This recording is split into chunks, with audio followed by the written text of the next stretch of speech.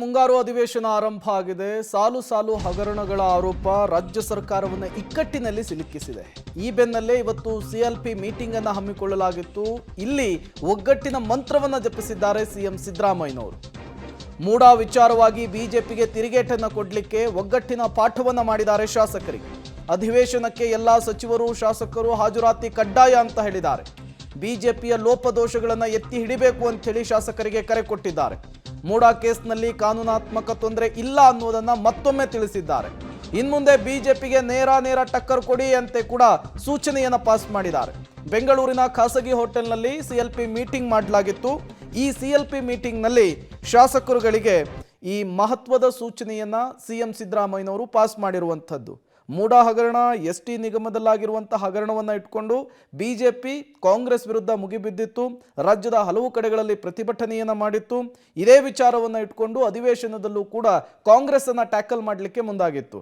ಇವತ್ತು ಸಿಎಂ ಸಿದ್ದರಾಮಯ್ಯನವರು ಸಿಎಲ್ಪಿ ಮೀಟಿಂಗ್ನಲ್ಲಿ ಈ ಮೂಡಾ ಮತ್ತು ಎಸ್ಟಿ ನಿಗಮದ ಹಗರಣವನ್ನು ಪ್ರಸ್ತಾಪಿಸಿ ಶಾಸಕರಿಗೆ ಹೇಗೆ ಟ್ಯಾಕಲ್ ಮಾಡಬೇಕು ಅನ್ನೋದರ ವಿಚಾರವನ್ನು ಪ್ರಸ್ತಾಪಿಸಿದ್ದಾರೆ. ಅದರ ಜೊತೆಗೇನೆ ಬಿಜೆಪಿ ಮತ್ತು ಜೆಡಿಎಸ್ ನಾಯಕರಿಂದ ಷಡ್ಯಂತ್ರ ನಡೀತಾ ಇದೆ, ಉದ್ದೇಶಪೂರ್ವಕವಾಗಿ ನನ್ನ ವಿರುದ್ಧ ಷಡ್ಯಂತ್ರ ನಡೀತಾ ಇದೆ, ವಿಪಕ್ಷಗಳ ಆರೋಪಕ್ಕೆ ಸಮರ್ಥವಾಗಿ ಉತ್ತರಿಸಬೇಕು ಅಂತ ಕೂಡ ಕರೆಯನ್ನ ಕೊಟ್ಟಿದ್ದಾರೆ. ಸಿಎಲ್ಪಿ ಸಭೆಯಲ್ಲಿ ಒಗ್ಗಟ್ಟಿನ ಮಂತ್ರವನ್ನು ಜಪಿಸಿದ್ದಾರೆ ಸಿಎಂ ಸಿದ್ದರಾಮಯ್ಯನವರು.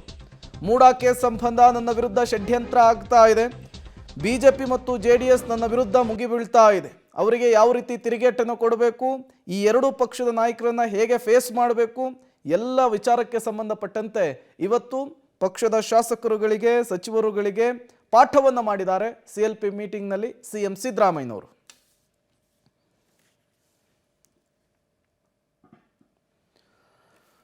ರಾಜ್ಯದಲ್ಲಿ ಮುಂಗಾರು ಅಧಿವೇಶನ ಆರಂಭ ಆಗಿದೆ. ಕಲಾಪದಲ್ಲಿ ಈ ಎರಡೂ ಹಗರಣಗಳನ್ನು ಇಟ್ಕೊಂಡು ಬಿಜೆಪಿ ಜೆಡಿಎಸ್ ಕಾಂಗ್ರೆಸ್ ವಿರುದ್ಧ ಮುಗಿಬಿದ್ದಿದೆ.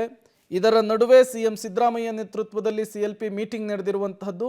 ಈ ಮೀಟಿಂಗ್ನಲ್ಲಿ ಶಾಸಕರುಗಳಿಗೆ ಹೇಗೆ ಎರಡೂ ಪಕ್ಷದ ನಾಯಕರುಗಳನ್ನು ಫೇಸ್ ಮಾಡಬೇಕು ಅಂತ ಹೇಳಿ ಪಾಠವನ್ನು ಮಾಡಿದ್ದಾರೆ ಸಿಎಂ ಸಿದ್ದರಾಮಯ್ಯನವರು.